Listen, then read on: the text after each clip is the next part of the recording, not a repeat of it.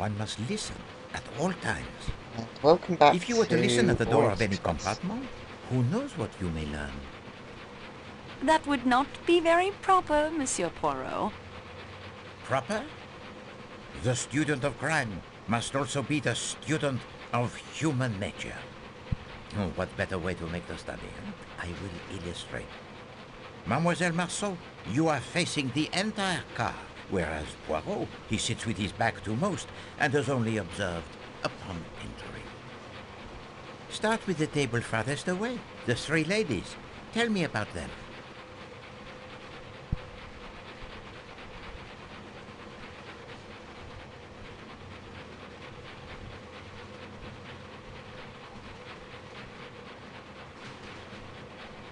One is a Swedish missionary from a school near Gemlik on the Bosporus. She is also very uncomfortable in unfamiliar surroundings and gets lost easily. That is truly wonderful. How did you arrive at this? I helped her find the train inside the train station. Well, it is an important lesson that. When you know the facts, why bother with the clues?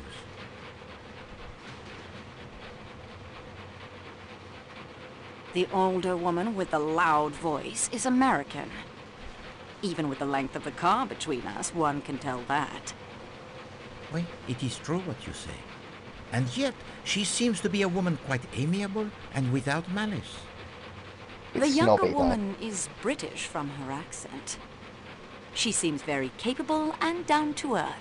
If we'd been at school together, I believe we would have been friends. Oui, she has a strong character, that one. Perhaps the strongest among us. But she is a mystery nonetheless. Why do you say that? You observed her embrace of the most passionate kind with a proper English gentleman this afternoon? Yes, I did. Very un-English of both of them. As you say. And yet now she sits at another table, indifferent to him and his glances. Lovers quarrel? What can have happened in so short a time for the lovebirds to fly from the light into the darkness? A good beginning. And what is there to say about the tanned British gentleman?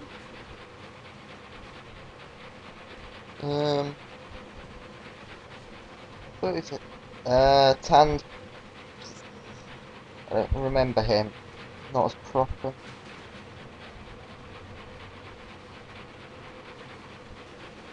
He's not as proper as he looks. For he is so in love, it breaks down all the Oops. inhibitions. Wrong thing. They are married, but not to one another. What did she say to him? Huh? Not now. Not now. Yeah. When it is behind us, then. They are waiting for the divorce to be final. Perhaps. I don't know about that because back then divorce wasn't very common. Tropics, he don't look like. Military, I would say, from the way he carries himself. Very good. He has spent much time in the tropics. Wait, some far-flung corner of the British Empire. India, perhaps. Tanned, military, or posting in Egypt, perhaps, or India. And now the grand lady who sits alone. I'd say royalty, a princess. Russian, probably. Oh, no. You will not play the same trick on Poirot twice. Alors, she too you have met? I did a small service for her earlier today. She has the very grim exterior, that one, but there is something about her, huh? A twinkle in the eye, perhaps? No, I think she is not quite so much the dragon as she appears. Alors, and across from her sits... Hildegard Schmidt. Yes, I met her too. Quite unpleasant for a lady's maid. They're usually such mild creatures. Vraiment. She also has sent her plate back to the chef twice for adjustments. Very particular about the cuisine. It would be nice if the menu was more varied. We march. This large table nearest the kitchen now, with the three gentlemen. What can you see? Well, the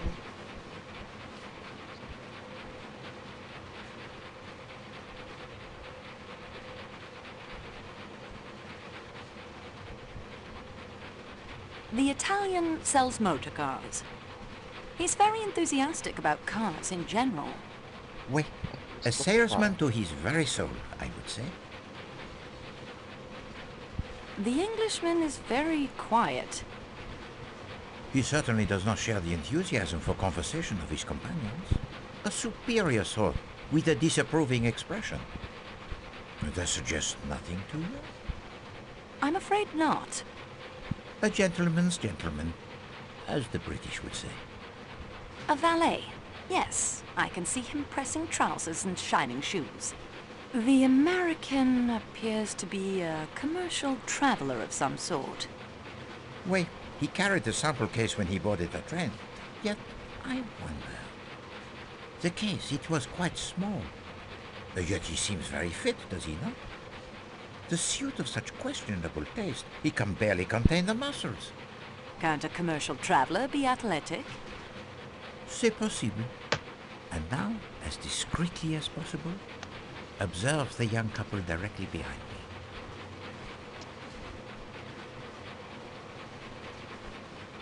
The man is quite aristocratic.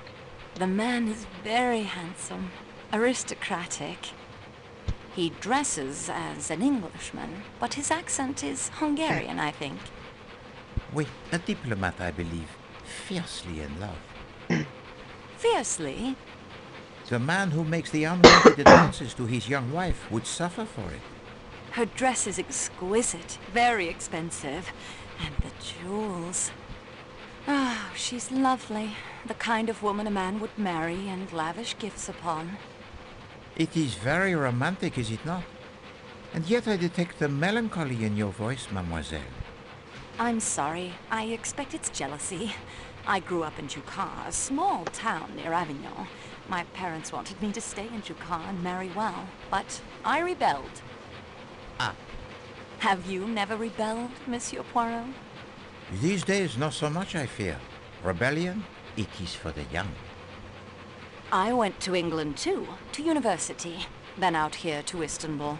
I wanted to get as far away from Jucar as I could. I wanted mystery, adventure, romance. I became a clerk. No mystery, no adventure, and certainly no time for romance. Poirot is not so much the expert on romance. Yet mystery and adventure may be closer than you think. And now, to the last table, where the older gentleman has been glancing this way throughout dinner. Oh, that horrible man. The older man's name is Ratchet, an American. Very coarse and brutish, despite the fine clothes and table manners. He forced his...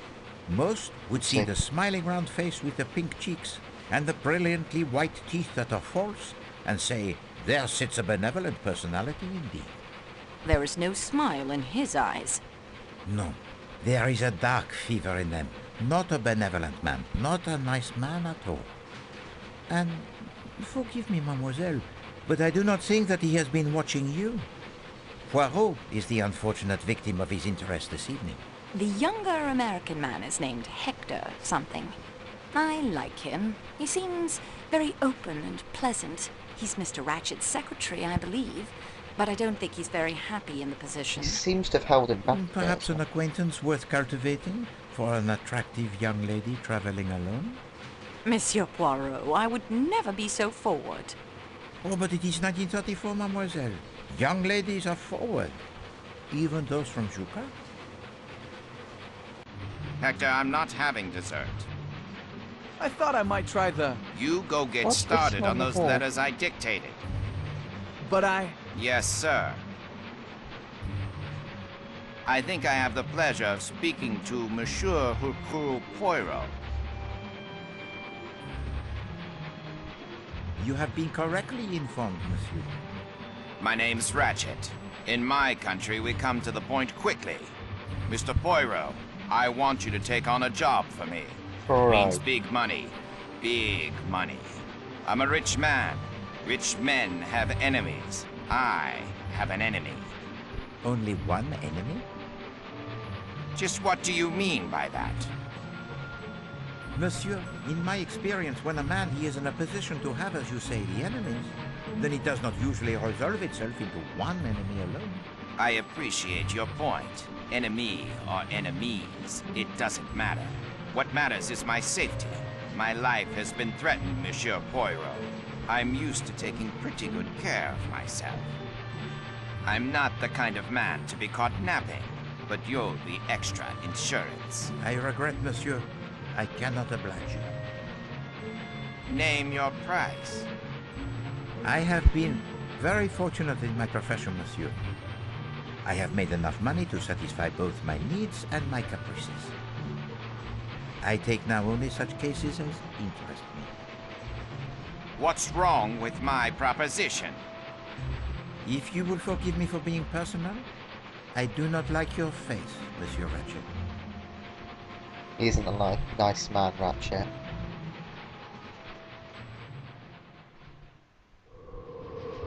This episode might be almost entirely cutscenes, so yeah, I might end the episode here after the cutscene. Anyway. Train company employee. I have checked the baggage car for the supplies I ordered to be delivered here in Belgrade. There is no bacon. I will not make a breakfast tomorrow without the bacon. My reputation is at stake. Find me my bacon or I leave the train here and you can cook all the meals yourself. Train company employee? I suppose it wouldn't hurt to look around.